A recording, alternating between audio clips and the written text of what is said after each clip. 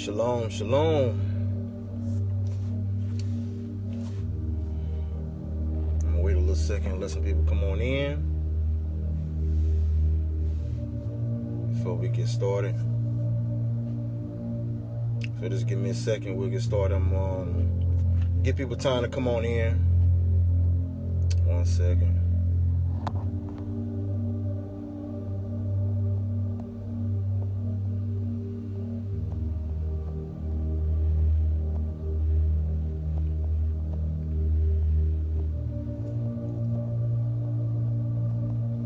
I'll be getting started shortly. Just give me a second, everybody.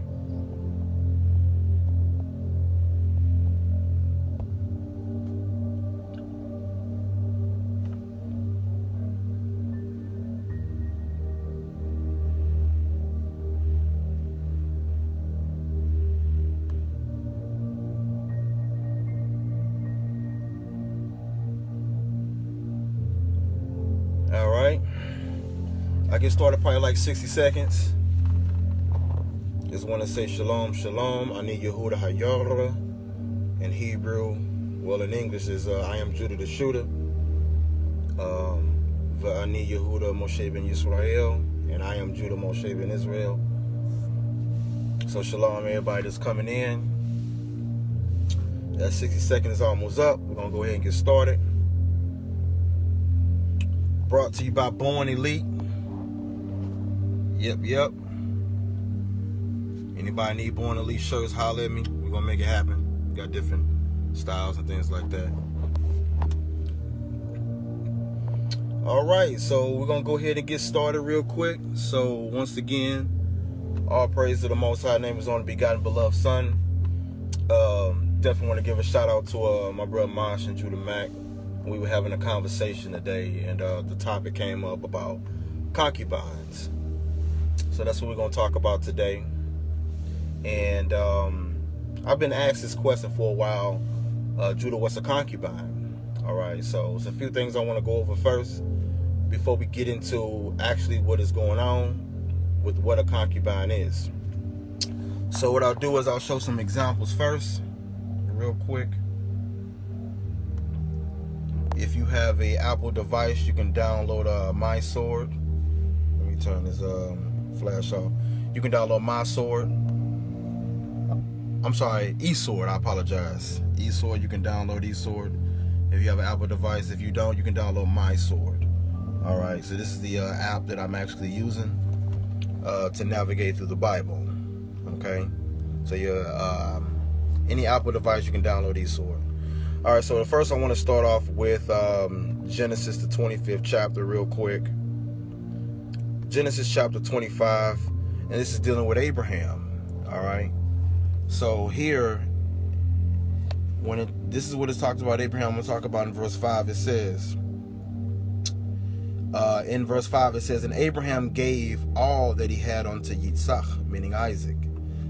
Verse 6, it says, but unto the sons of the concubines. So we see Abraham, which our forefather, also had concubines. It says, which Abraham had, Abraham gave gifts, all right, and sent them away from Yitzhak, or Isaac, his son, while he yet lived eastward unto the east country. All right, and shalom to everybody that's coming in. So I'm showing you that Abraham, of course, had concubines, all right. And that is going to be the topic today. All right, so we see our forefather Abraham had concubines, right? We know he had Sarah. We know he had Hagar, and after Sarah died, he also took Keturah, as we see here. Then again, Abraham took a wife, and her name was Keturah. So at that point, he's now married to Hagar, and he also had concubines as well. Let's get another example of Melech David, or King David. We're going to 2 Samuel real quick. 2 Samuel 5. And we're going to hit the 13th verse. All right. It says, and David took him more concubines. Look at that. It says more concubines. Right. And wives out of Jerusalem. All right. So that's the part I want us to focus on now. All right, after which is come from Hebron, and there were yet sons and daughters born unto David. Okay, now let's get another example. Let's go to the book of Judges real quick. Judges chapter 8, and we're going to come back and go over some of this, most high willing. All right, so here it says, and Gideon had 70 sons of his body begotten, for he had many wives. So he had many wives, right? But the next verse says, and his what? Concubine that was in Shechem. She also bare him a son. See that? She gave him a son, whose name he called Abimelech. Let's get another one really quick. Let's go to what's that?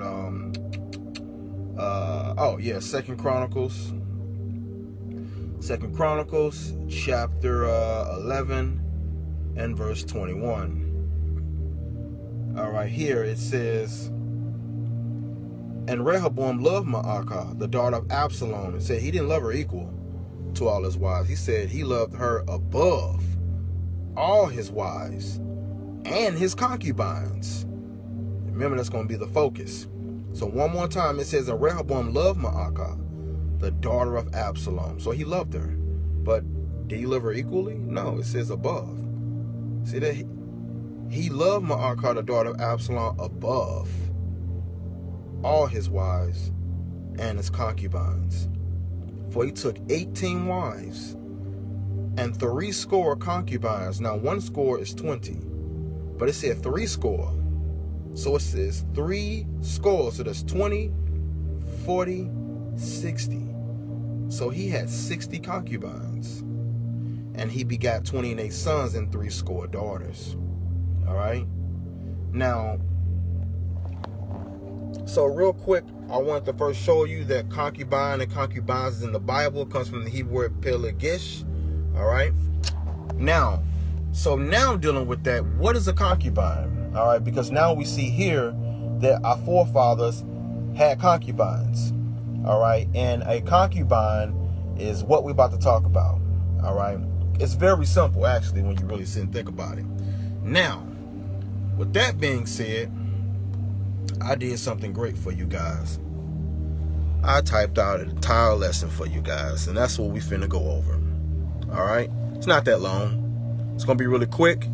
Hopefully you all take notes, and we're gonna go ahead and get some understanding. But before we do, I want to show you something so that you can paint a picture here. Look at this, guys. So in that 2 Chronicles 11 and 21 for the word concubine, as I told you earlier, it's pelegish. That's what we finna get into. All right, and notice you see a paramour, which we're going to be dealing with quite shortly. So we have pelegish in the singular form, and it says a deviation, a concubine, also masculine, a paramour. That's what we finna find out. What's a paramour? All right, concubine, paramour. So now we know that this concubine is a paramour. All right, but we're going to go deeper. Okay, so for example, shout out to the house of Judah, my wives, of course. Yes, I'm polygynous. Here we're going to go and we're going to get some understanding of Ezekiel chapter 23. All right, Ezekiel 23 and verse 20, real quick. So it's something I want to focus on in Ezekiel 23 and 20. All right, and hopefully you all are there. I'm not going to rush. Go ahead and give y'all a second. So we in Ezekiel 23 and 20. All right. So now, shalom. Which app? Are you talking Safari, or are you talking the eSword app? Which one were you talking about? Let me know. Just in case if you were talking about this here. This is eSword. If you have an Apple device. If you don't, you can download My Sword. All right. So shalom, Hebrew. All right. So now with that being said, here we have the word. Oh, here we go. My bad. Vatag givah, meaning and she lusted. Al, meaning upon, Pelag Shehim, concubines. All right. And that root word, when you look up in the concordance, was the word Pelagesh. Pelagesh. Now here, this is plural for concubines, as in plural. All right. So now we're seeing, well, I'm actually just not getting into it for the person that missed the conversation. I am, but I'm not. But anyway, so this word Pelagesh would be singular, but Pelag Shehim will be concubines, as in plural. So this story in Ezekiel chapter 23 and 20 is given a parable of two sisters. All right. And when you get, and the two sisters basically is Israel, of course. But when you get to verse 20, it has something very interesting. So also I'm on Blue Letter Bible. All right. Blue Letter Bible. For those who have never heard of it. Blue Letter Bible. All right, so you can download that. Well, really, you can access this mainly on the laptop here. So here, Pelagesh, let's look up, this is the same thing. Notice it's called up on their paramours. Keep that in mind. But the Hebrew word is Pelagesh. Let's click on that really quick. For Pelagesh. All right, but in plural, if it's concubines, it would be Pelag Shehim. But if it's singular, it's Pelagesh. Okay? Pelagesh. But check it. Now, remember we just saw earlier concubine, paramour. I'm going somewhere with this, guys. So remember earlier, 2 Chronicles 11 and 21, when it said, and Rehoboam loved Ma'akah, the daughter of Absalom, above all his wives and his concubines. What is the Hebrew word for concubines? Let's look at it one more time. Pelagesh, concubine, paramour. It's the same exact Hebrew word. So when you see the word concubines, or once again in Ezekiel, let me go there really quick. So we see the word concubines, right? So in Ezekiel, let me show you one more time. Remember, oh no, wait, one more time. Remember, if you got a screenshot to do that. Remember, for the word concubines, it was in singular form, where it showed you the singular form, Pelagesh, right? Now let's look up the definition of the same word for paramour in Ezekiel 23 and verse 20. When it said, for she doted, meaning lusted upon their paramours. What's that word, guys? The same exact word for paramours. Once again, notice for next to paramour is H, which means Hebrew, 6370. We click on it again, boom. H, 6370. All right, and I'm going somewhere with this, but I just want to show you that that's the word in Ezekiel 23 and 20, and it's the same exact word for concubines. All right, so we're going back to 2 Chronicles 11 and verse 21. Remember, for the word concubines, here it is again. Notice for concubine, again, that's the same word, H, 6370, Hebrew 6370. Same word, guys.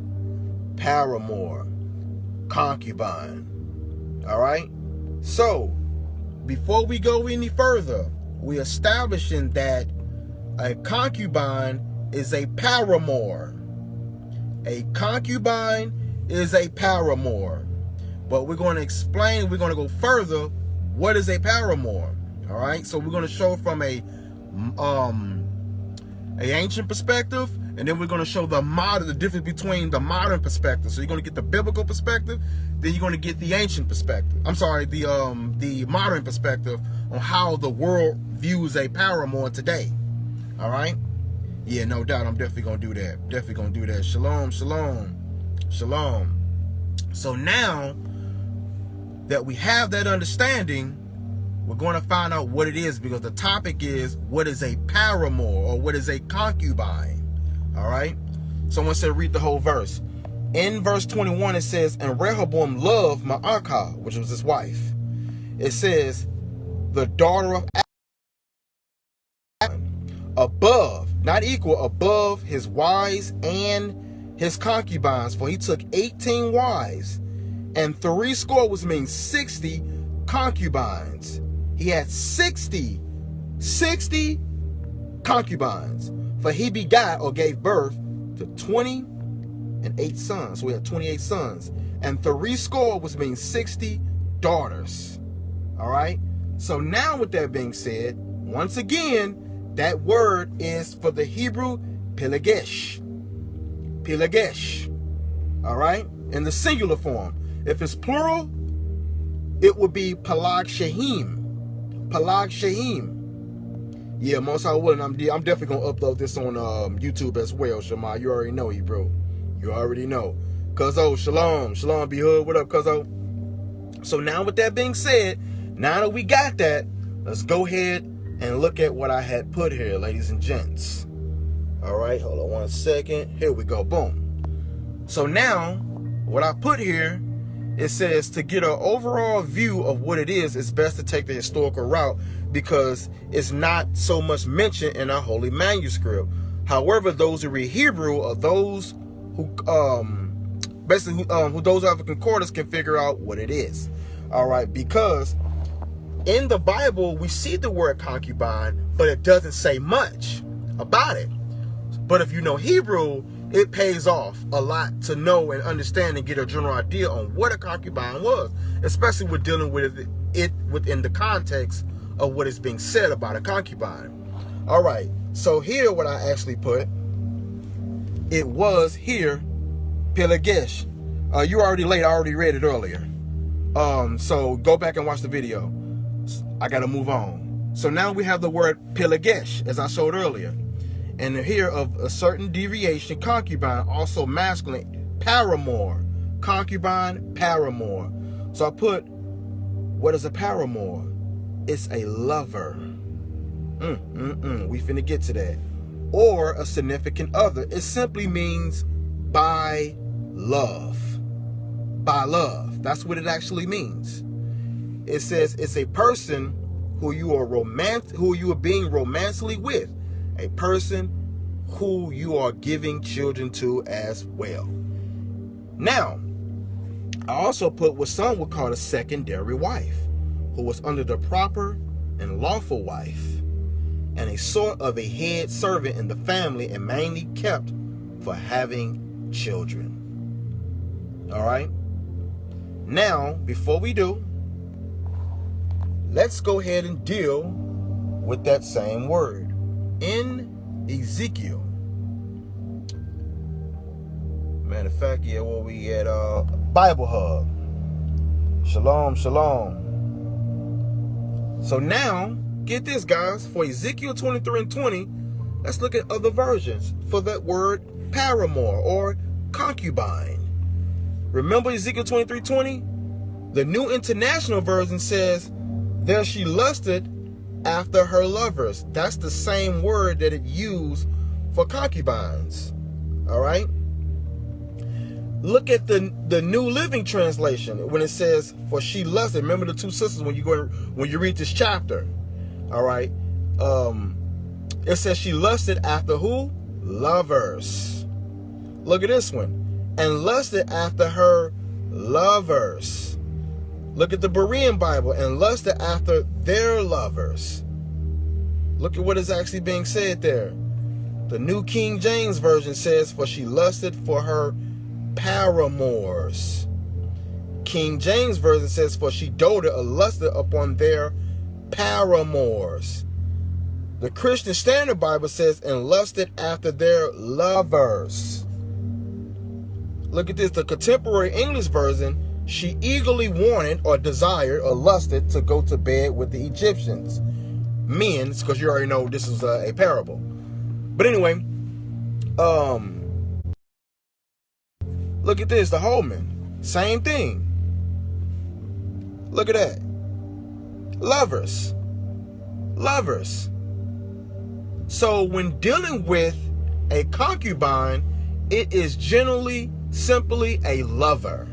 And that's what I put here. Let me go ahead here. Boom. So when I said here, where we at? Here we go. I said, what is a paramour? It is a lover or a significant other. It simply means by love. It is a person who you are being romantically with, a person who you are giving children to as well. What some would call a secondary wife, who was under the proper and lawful wife and a sort of a head servant in the family, and mainly kept for having children. I said this was not something that was frowned upon. Today, matter of fact, before I even go on there, today you would have people that ask, well, why would somebody want to be a concubine? Well, guess what, guys? There are people who don't mind being a concubine today. They don't mind being a concubine. I personally had sisters that asked me that they would want to be my concubine. I turned it down, but there are people today who don't mind being a concubine at all. 1 second. Who don't mind that at all. So with that being said, let me turn it back around. Let me turn it on. Okay. So I said, just like in today's, oh my bad, here we go. This was not something that was frowned upon. Today in this modern world, a paramour. Now, remember I said in this modern world, like it's 2020 currently. This would be the modern world. So today in this modern world, meaning like in 2020, a paramour is slightly different. It's a little different because society don't accept paramours anymore, because we know today polygyny is frowned upon. So today to have another woman, that's frowned upon. It's frowned upon. So that's why I said it's slightly different today than, of course, in the ancient world. All right.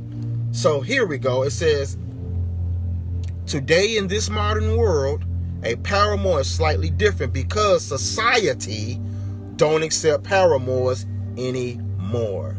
So now today in this world, she is classified as a secret lover or the illicit lover, which means forbidden lover. Let's go ahead and take a look at that really quick. All right. Let me put my camera down really quick so I can type it in. All right, 1 second. And for those who are coming in, remember the topic is about concubines or concubine. So now we have paramour. This would be the modern meaning for today. All I typed in was define paramour. So here we have paramour. It says a lover. A lover. Especially, now look at this. The illicit partner of a married person. So get this. That word illicit means what? That means forbidden. So today in the modern world, a paramour is obviously frowned upon. But in the Bible, it was not. So this paramour or a concubine would be his lover, and that woman would be the partner of a married person. Now, of course, in the Bible, we know that married person was specifically the man, the husband. All right. So look at this. Somebody put as a paramour a bad word. Let me see what they say. What does it say? Okay. Look, see, paramour, a lover of either what? Sex. In a bad sense, it says one who takes the place of an husband or wife, but we know biblically speaking, it will be wife, without legal right. The only sense of the word now, that's key word now in use. So now is looked at it like that. But of course, biblically speaking, a paramour was a lover, beloved, significant other. We're going to talk about this word mistress, because that word mistress today has a different meaning than what it did in the Bible. All right. But anyway, today a mistress today is looked at as what? The secret woman. All right. But look at this. Girlfriend. Kept woman. Now remember I told you earlier that paramour meant by love? Look at that. Boom. By love. See that? Middle English from the Old French, par amour, by love. Also remember, when people say polyamory, that's the same root word, which means many loves. All right? For those who know what polyamory is, the word amour is the same word, which means love. That word amour. All right? Matter of fact, let me show you real quick. Hold on 1 second. Let me type it in. Bear with me, guys. Polyamory. All right? So look, let me turn it around. Polyamory. So now today's man has the practice of engaging in multiple sexual relationships with the consent of all the people involved. Now, you know, ours, of course, who believe in the Bible is slightly different, because polyamory can be man and woman. When we don't do all of that, we just do polygyny, which is the practice of a man having more than one wife, or of course concubine or a woman. But look at this. Poly, which means many. Then Latin, amor, which means love. See that? Look at this. From poly, meaning many or plural or more than. Latin, amor, which means love. Same concept, guys. It's the same concept. So when dealing with a paramour, it has the word amor, which means love. All right? So going back, when we're dealing with, let me turn the camera back around. When we're dealing with the word pilagesh, this is for the word for paramour in Ezekiel 23:20, the King James Version. When you see the word paramours, when you look that word up in the Hebrew, in singular form is pilagesh, pilagesh. And remember, once again, pilagesh, paramour. Look at the root word, guys, amor, which means what? Love. Love. All right? So this means by love. Look at this. For that word for paramour, it says the King James Version translates the Strong's H63:7, as I showed you earlier, in the following manner. Concubine. 35 times the word pilagesh is used for concubine. Concubine with H, which is Hebrew HO2. And 1 time is used as paramours. It's the same Hebrew word. So once again, when you are saying concubine, you're saying paramour, you're saying lover. That's what it is. It's a person who is romantically involved with a woman. That is the general meaning of it. Now get this. Let's go back to where we was at. 1 second. All right. So, as I said earlier, I said about the word for paramour, concubine, I said this was not something that was frowned upon today. And this is not something that was frowned upon. Today, in the modern world, a paramour is slightly different because society don't accept paramours anymore. So now, today, in this world, she is classified as a secret lover, or the illicit lover. And illicit just simply means forbidden lover. Because today, of course, the world don't accept poly or polygyny. So it says, just like in this world, a mistress, remember I said we're going to talk about that? A mistress also have a different meaning today. And so does a paramour. Remember, Sarah was the wife of Abraham and was called a mistress in Genesis 16:4 and Genesis 16:8. So let's go ahead and grab that real quick. So, Sefer Bereshit, or Genesis 16. Genesis 16 and verse 4. I'm in the eSword app for those, once again, who don't know. So, Genesis 64, look at what it says about Abraham and his women. It says, and he went in unto Hagar, talking about Abraham, and she conceived. She got pregnant. And when she saw that she had conceived, her mistress was a spies in her eyes. Let's see what the word mistress. Giberet in Hebrew. Mistress. It means lady, queen, mistress of servants. Look at that. But let's go back. The root word is the word gabar, or gaver. And it can mean great strength, warrior, of course, if it's used in the sense of a man, or authority, master. Because Sarah was over Hagar. Sarah was over her. So today, she would be the mistress. Today would be the head woman in charge. What they call it, the HBIC. That's what corner world call it today. But get this though. She was called a mistress. But mistress in the Bible didn't mean a secret woman, a secret lover at all. Didn't mean that. So from a biblical aspect, the word concubine has a different meaning, a slightly different meaning of concubine today. A concubine today is a forbidden lover, the secret lover, the woman that nobody knows about.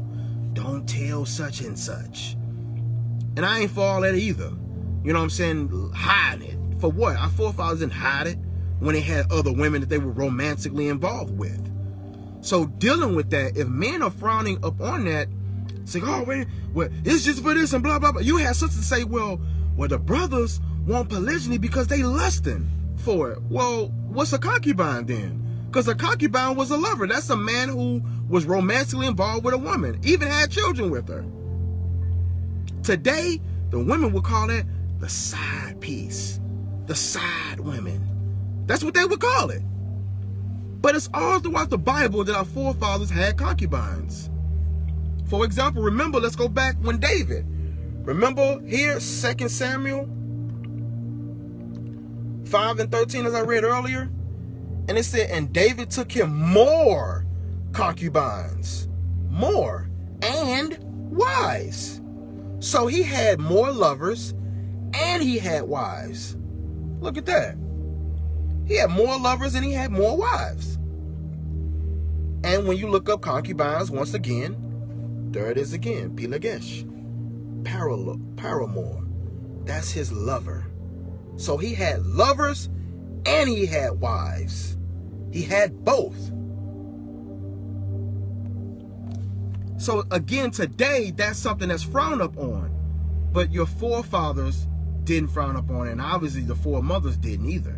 And today you have some to say she don't mind being a concubine. Like, look, I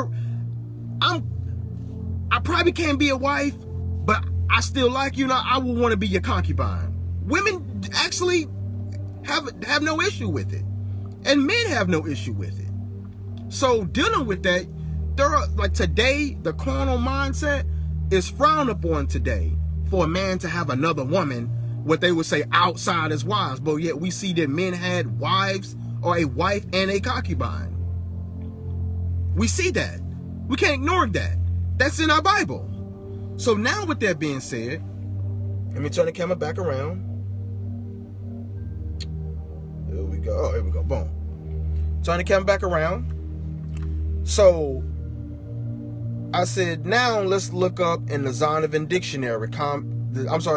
Look up concubine in a Zondervan Compact Bible Dictionary on page 116.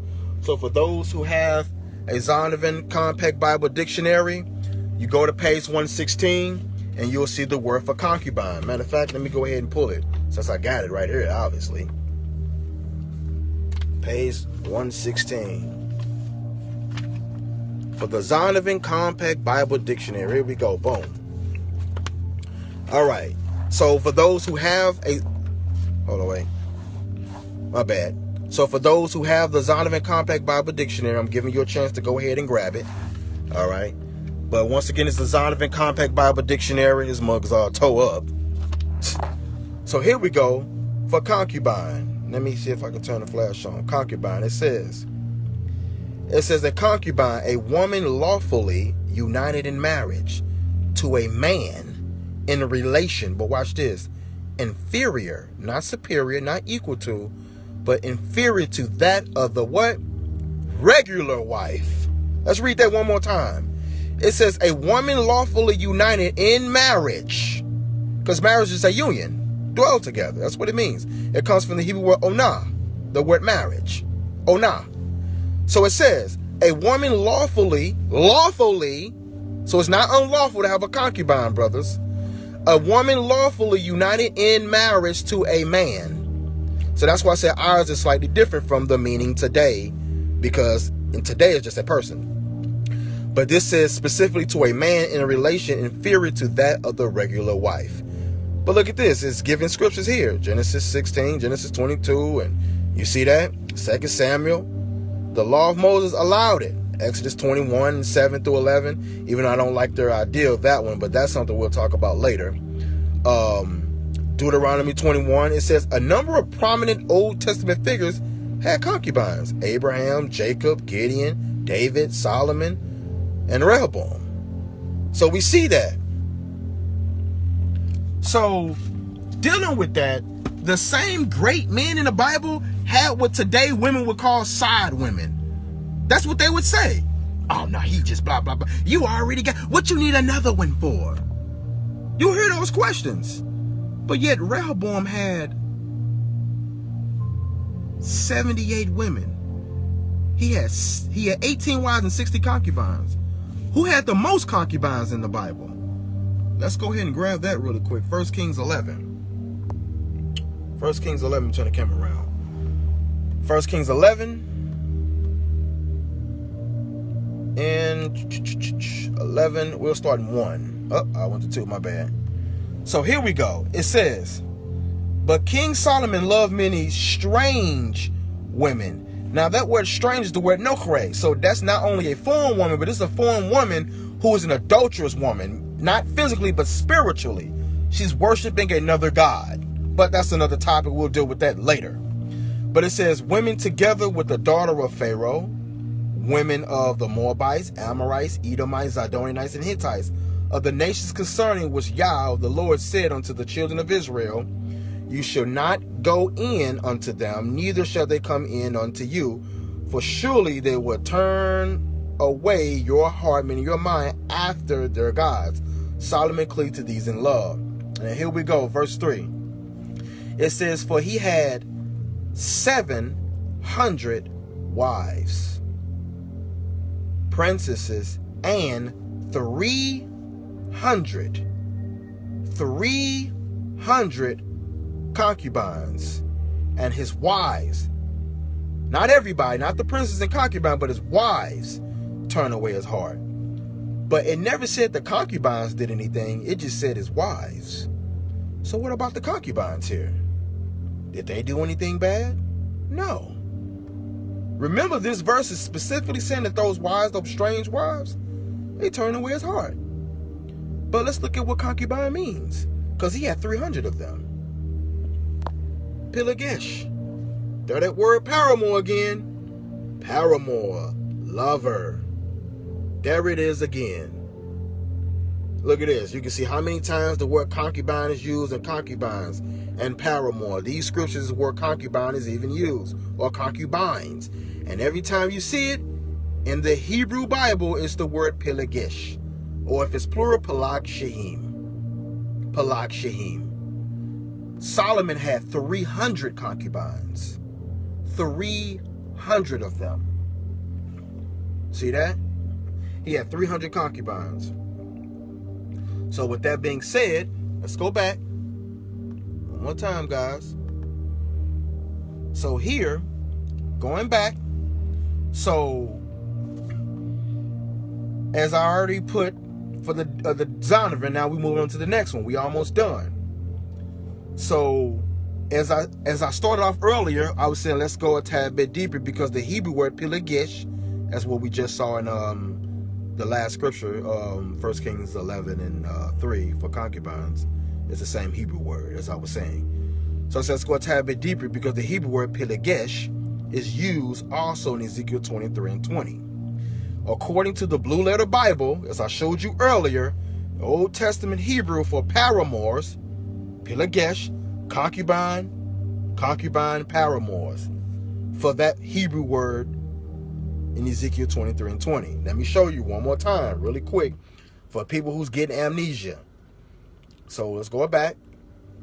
For Ezekiel 23 and 20. All right. coming down upon their paramours. H6370. Pilegesh. Pilegesh. Pilegesh. As I just shown you what I had wrote down. See that? Paramour, concubine. And once more time, the King James Version translate, talking about this word pilegesh, as Hebrews 6:3-7 in the following manner, meaning like this. Concubine 35 times, pilegesh is used. Concubine again, if H02, pilegesh is used, and one time with paramours. See that? With paramours. Look at that. Pilegesh. So that's what it's talking about right here. Look at this. And Timnah was concubine. To who? Eliphaz, Esau's son. There's the word pilegesh once again. Which mean what? His lover. Let's go back. You also see it here in Judges, the 19th chapter. The word concubine. See that? See that? Who took him a concubine. See that? H02. Isha. Guess what that means, guys? Wife. Woman. Wife. Female. Wife. Woman married to a man. And then, of course, it gives the general idea, female of animals, but we know that ain't the case. So guess what, guys? Guess what? In Judges 19:1, when it says here, and it came to pass in those days, there was no king in Israel, there was a certain Levite sojourning on the side of Mount Ephraim, who took him a concubine out of Bethlehem, Judah. That was the city. So letting you know this was his lover, that was his wife. So that both words is used there. Let's go ahead and click on that really quick. All right. So now here is the word Isha Pilegesh. See? You see that? So that lets me know that this Pilegesh was his wife. His wife / lover. Mibait, meaning from the house, Lachem, of bread, or which is Bethlehem. Yehudah, which is my name, Judah. All right? So there we go, right there. Isha Pilegesh, Mibait, Lachem, Yehudah. So this word here, Isha, which is a wife, Pilegesh, lover. So this was his wife lover. She was a different type. She was a concubine that was a wife. Look at that. Ish, which is the root word there. Divay. Hold up. Let me go back in. Melech Israel. Ephraim. Lacha Isha. Here we go. Isha, which would be the wife. Pilegesh, which would be the lover. See that? So we just looked those words up. Pilegesh. Paramour, once again. Now, once again, remember in Ezekiel 23:20, let's go back. Once again, Ezekiel 23:20. Here, we have the word Pelag Shehim, which is plural. And the root word is Pilegesh. Pilegesh. Once again, for she doted, meaning lusted, upon their paramours, which is what? Once again, a paramour. The same verse, Ezekiel 23:20. When you look at the other versions, she was called a lover. A lover. New Living Translation, they render it lover. English Standard Version, her lovers. Berean, and lusted after their what? Lovers. All right. So even though this chapter here was used in the sense of a parable, but I'm focusing on because that's where the word paramour is mentioned and showing it's the same Hebrew word. All right. So dealing with that, let's go back. Here we go.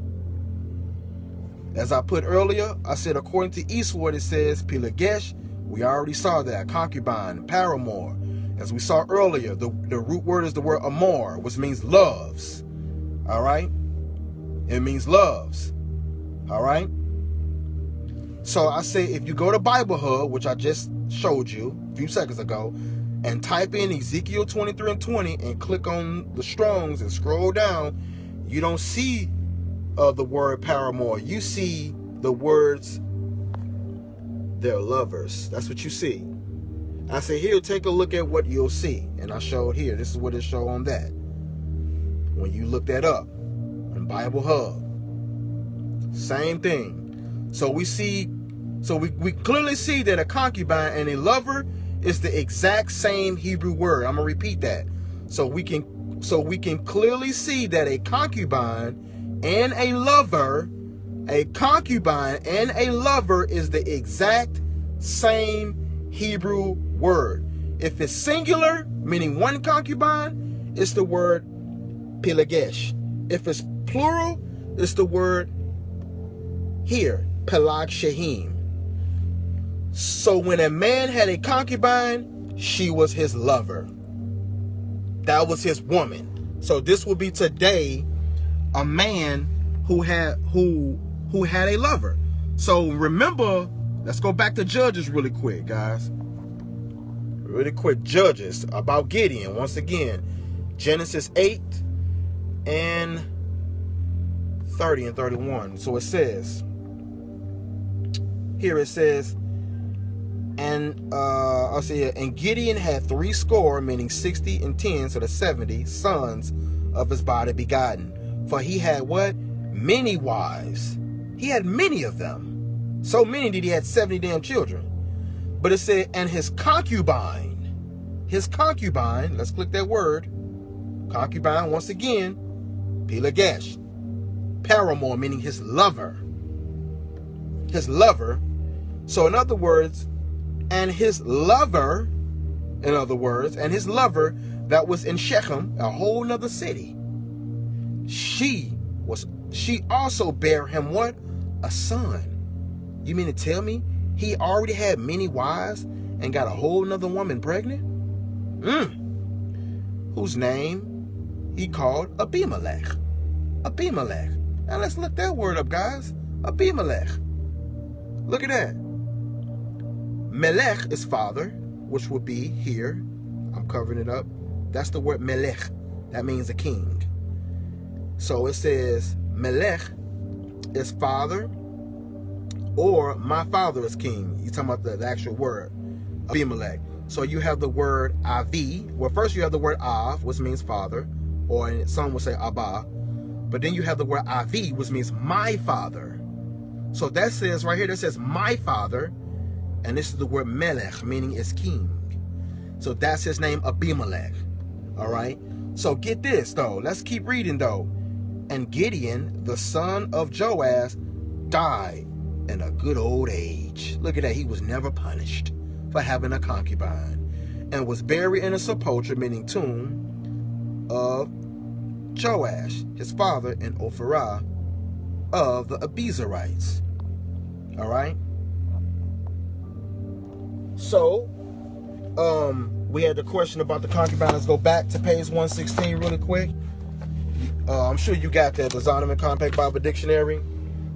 Here, it says, concubine, a woman lawfully united in marriage to a man in a relation inferior to that of the regular wife.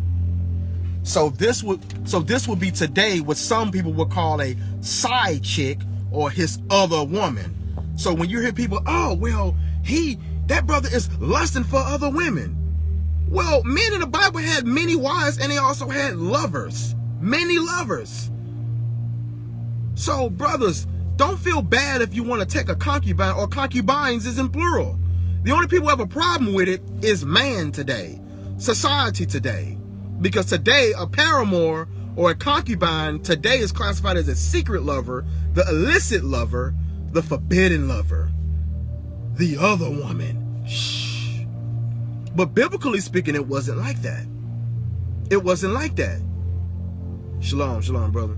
Michael, shalom, Israel. So dealing with that, the concubine was a man's woman, his lover, which is lawful, Many of our forefathers had them. This is the long story short on what a concubine is. All right. So do the concubines have the same similar? That's up to the man. That's not up to me. That's not up to nobody but the man, because as you know, the man is the head of his household. That would be like, for example, you will be asking me about a monogamous aspect. Well, what's the woman's job? Well, that's up to that man.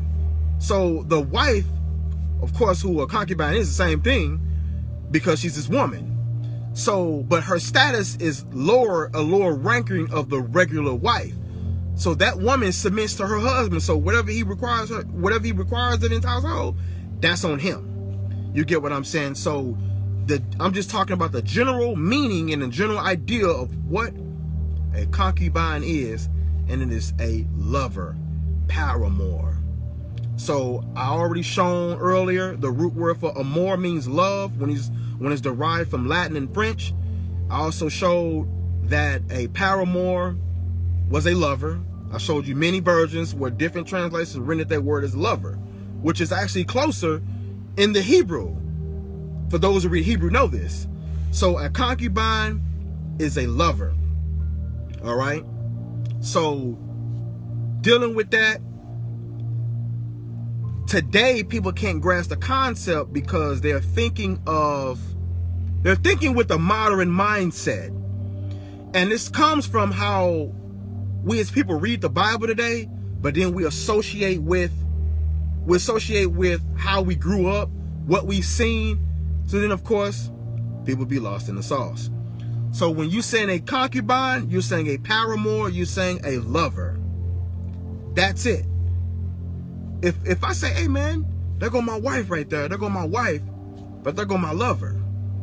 Today you'd understand that. Oh, that's a woman who he's romantically involved with. That's his woman. He got her pregnant. That's his concubine. Men had concubines. So dealing with that kills the whole idea with, oh, well, these brothers just want one. If they just want that, brothers get a concubine. Plain and simple. That's what it is. There's no law that states that a man can't have a concubine. Even to people who are against poly, when they twist certain scriptures, which we're going to be doing lessons on, ask them, well, does the Bible frown upon a man having a concubine? Is there a scripture in the Bible says he can't have many concubines?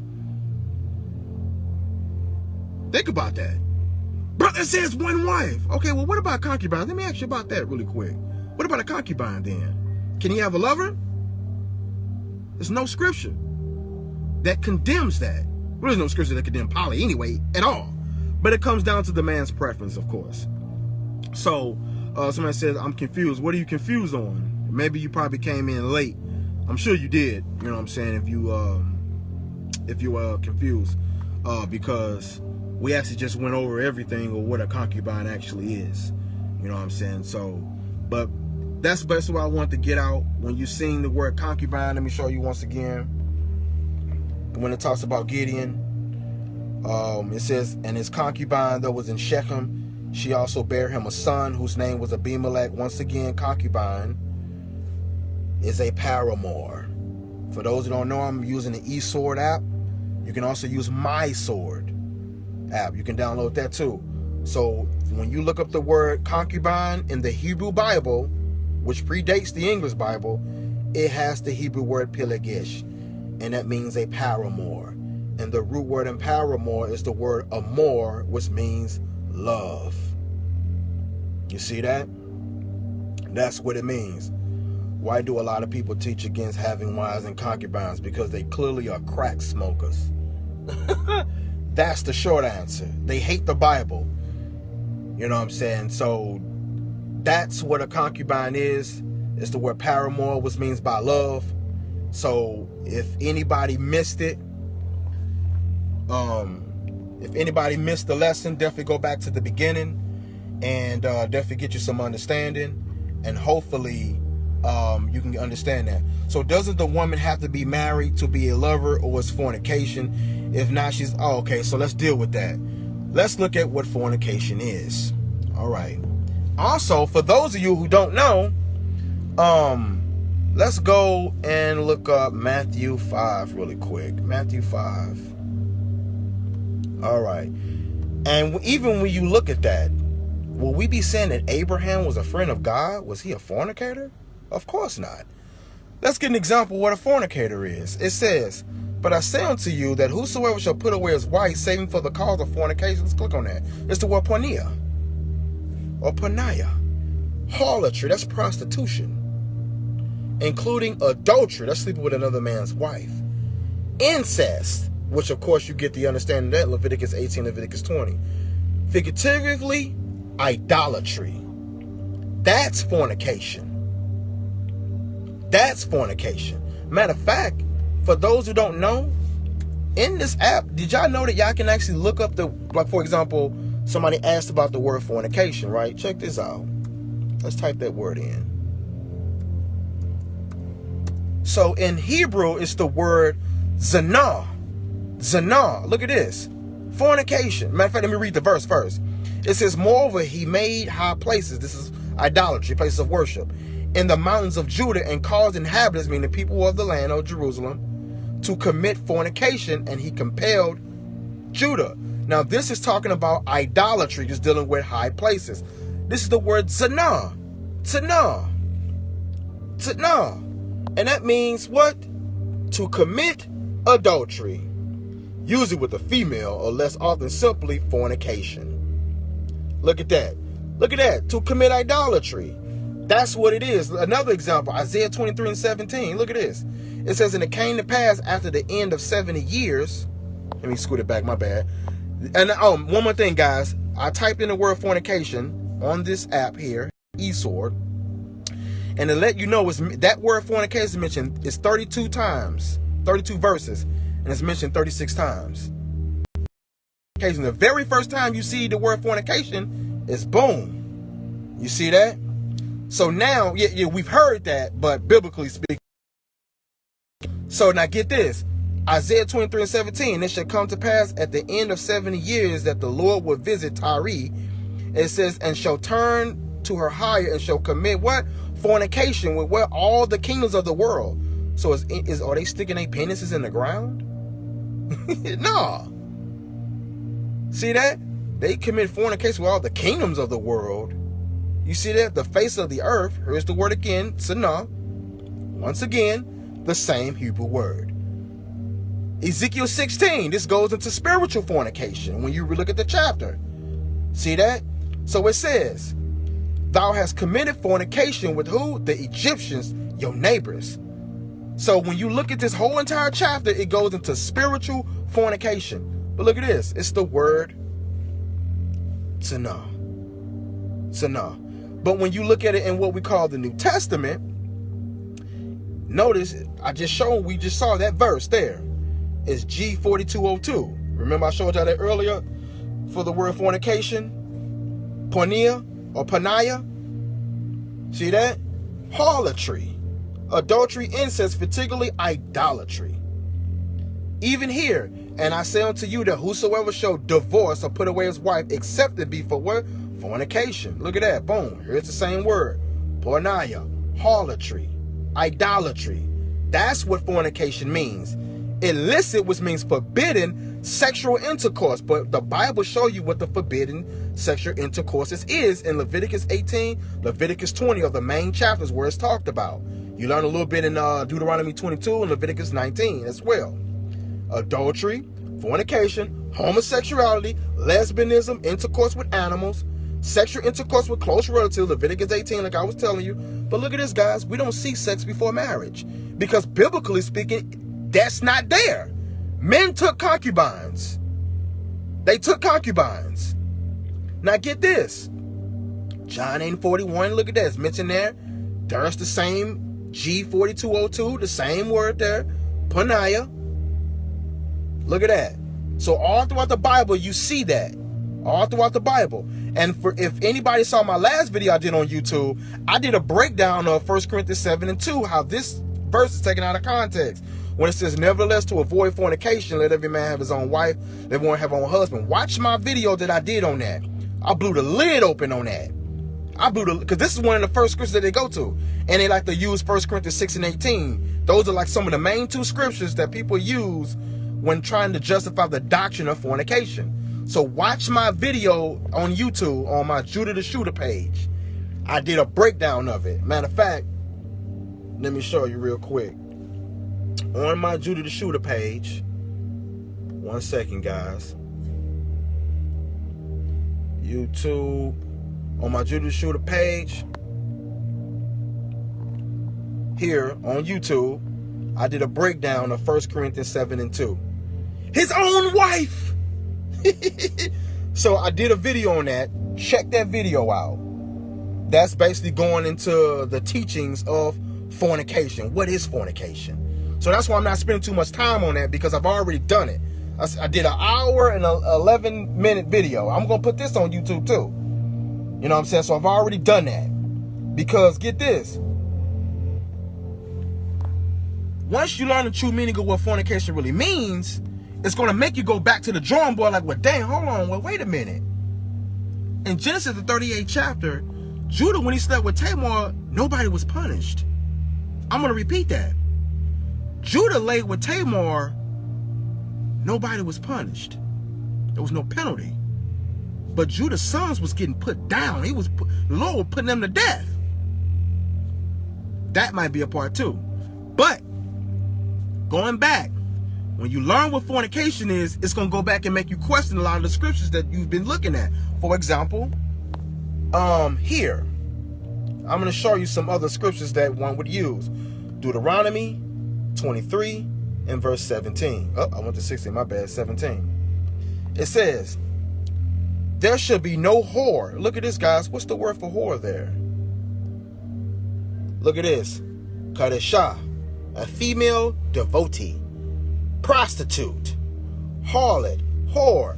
So here, dealing with this word here, it's saying a prostitute of the daughters of Israel, no, a sodomite.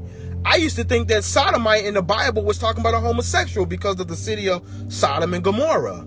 And when you look up sodomite today, the modern meaning today is anal sex and things like that. But biblically speaking, that word sodomite is used different. Sodomite, let's look that up, guys. What's a sodomite? Kedash. It's almost like similar to the word kadosh, meaning holy, but it's the opposite. It's the word kadash. Look at this. A sacred person. This is going into right here. There it is right there. Male temple prostitute. That's why I said a sacred person going to rituals. That is technically a male devotee by what? Prostitution. He's selling his penis. Look at that. Idolatry. Sodomite. Unclean. So that word sodomite is used in these verses. Screenshot it. Write it down. Look at it. So dealing with that, this is talking about temple prostitution for a higher price.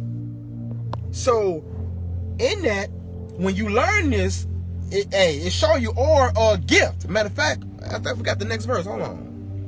Let's go back. I'm tripping. There should be no whore of the daughters of Israel, nor a sodomite of the sons of Israel. Now look at this. Thou shalt not bring the hire of a whore. This is going into what, guys? Prostitution, or the price of a dog. Into what? The house of the Lord. That's why it showed earlier temple prostitution. Don't bring that in the house of the Lord, is what he's saying. The Lord thy God for any vow, for even both of these are abomination unto the master your Elohim. So look at this, the word hire. Look at this. It's the word itnan. The word here, like a Nathan, it means a gift. Look at that, a gift. As a price of harlotry, idolatry, higher reward. Now guess what? There's something similar. You know the other famous verse, Hebrews 13 and 4? Uh-oh. Marriage is honorable and all, and the bed undefiled, but whoremongers and adulterers God will judge as he will. But what's a whoremonger? Look at that. Anytime you see that, look at the word there. Pornos. Here is a sigma. The sigma on an end in Greek denotes masculine. So it's really porno. Like when people say, I'm watching a porno. That is the same word for whoremonger or fornicators. The word porno or pornos is a Greek word. And it means fornicators or fornicator or fornication or whoremongers. And these, when people, oh, he's a whoremonger. Look all these verses up. Look up its meanings. It's going to make you go back to the drawing board, guys. It's going to make you go back to the drawing board on what it really is based off what we've been told and taught. But look at this. To scroll down pornos, it means to what? To sell. To sell.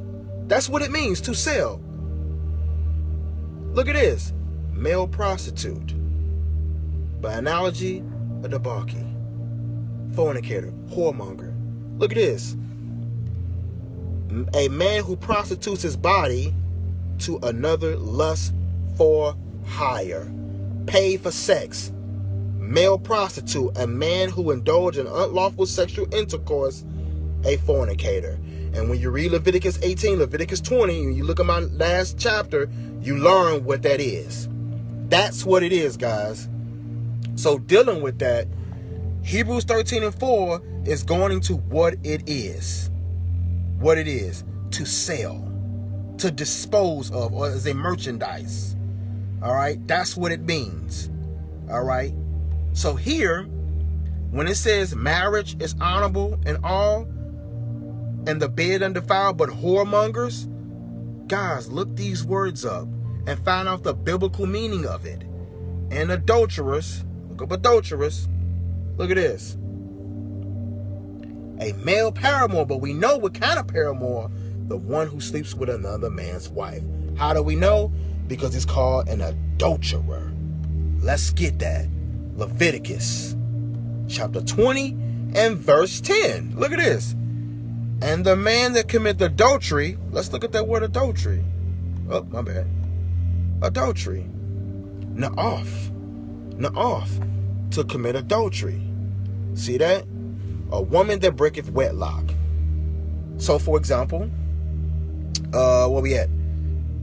And the man, my bad. And the man that committed adultery with who? Another man's wife. Another man's wife. She belonged to somebody else. Even he that committed na'af, which is adultery, with who? His neighbor's wife. That woman belongs to somebody else. The adulterer, which would be that man, and the adulteress, shall surely be put to death. That's what it is. Now, remember it said the woman that breaketh wedlock? That word is mentioned twice in the Bible. If you only had the 66 books, it's mentioned once. But if you have the Apocrypha, it's mentioned twice. But let's type in wedlock, because you get people, oh, y'all having a baby out of wedlock. Well, what does wedlock mean? Because it's mentioned one time. Look at that. I typed in the word, and look at that. Ezekiel 16. Remember I told you earlier this was talking spiritual. Look at what he told the Israelites. And I will judge thee as, look at the comparison, how he's going to judge us. I will judge thee as women that break wedlock.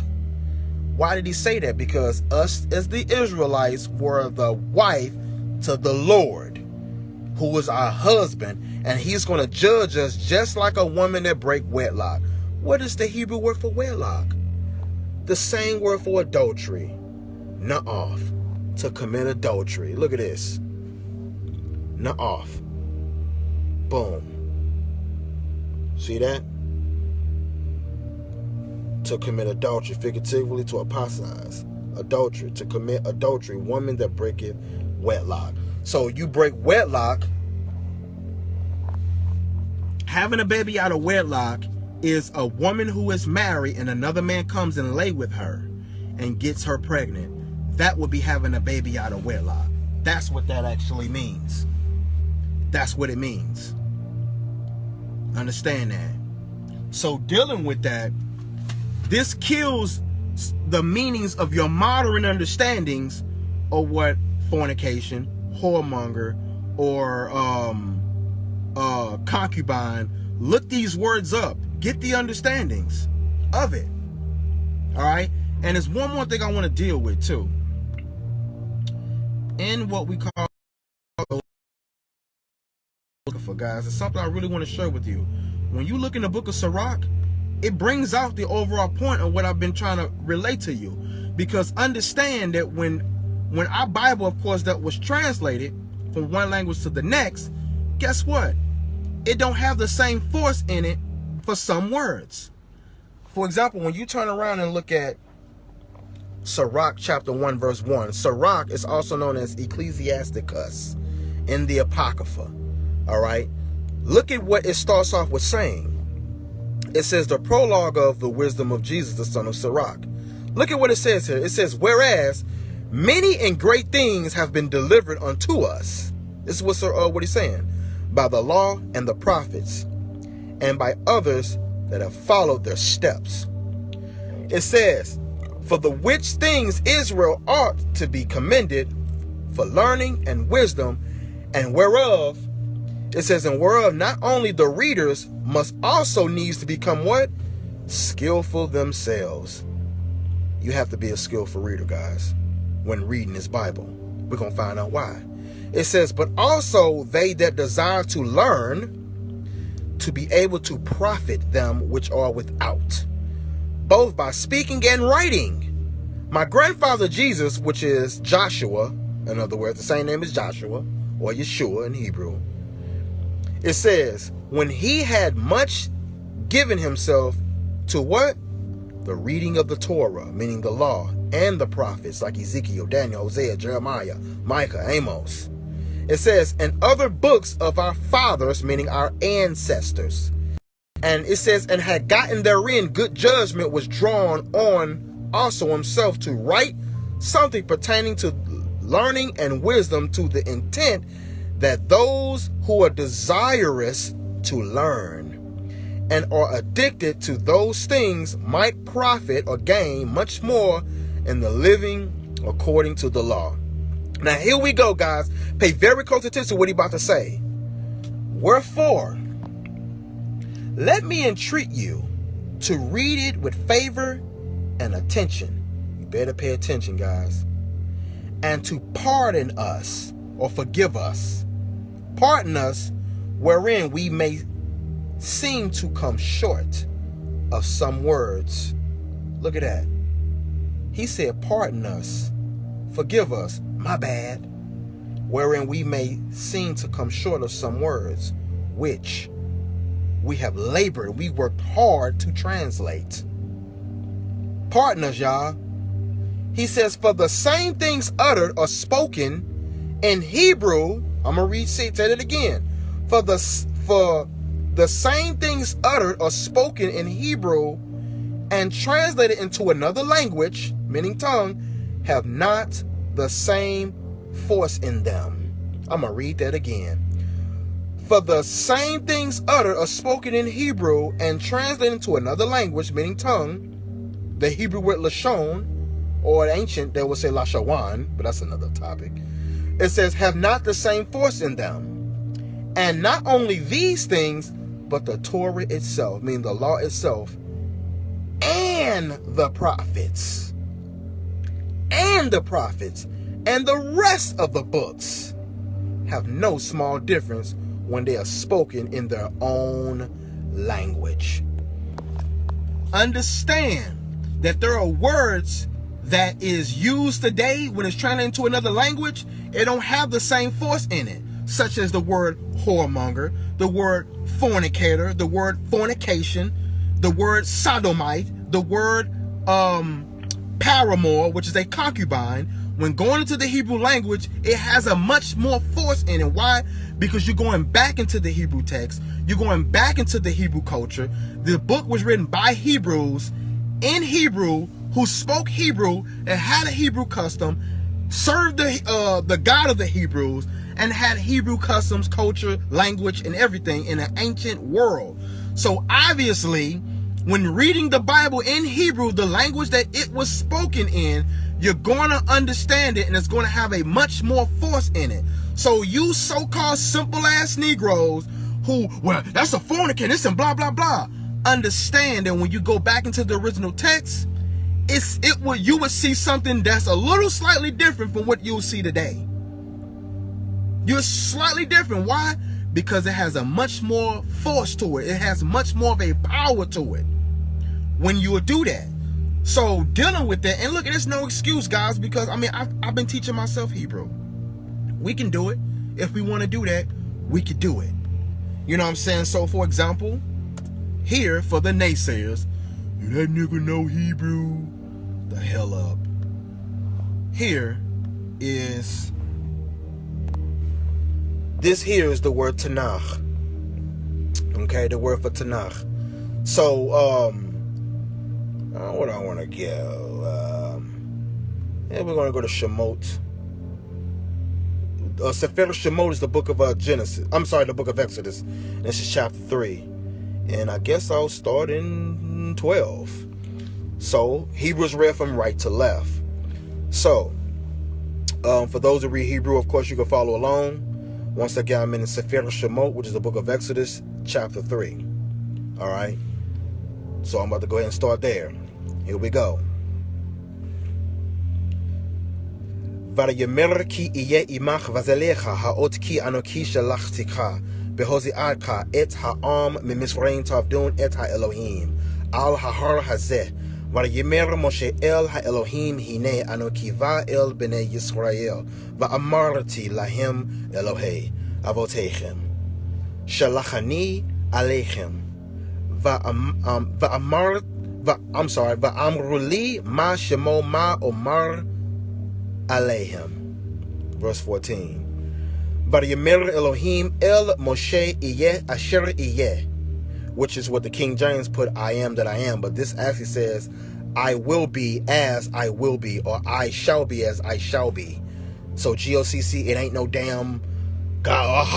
Ahaya is I shall be as I shall be. All right, so in other words, and God said to Moses, I shall be as I shall be. All right, that's what that says there. So Vayomer Elohim El Moshe Iye Asher Iye, or what they'll say Ahaya Asher Ahaya.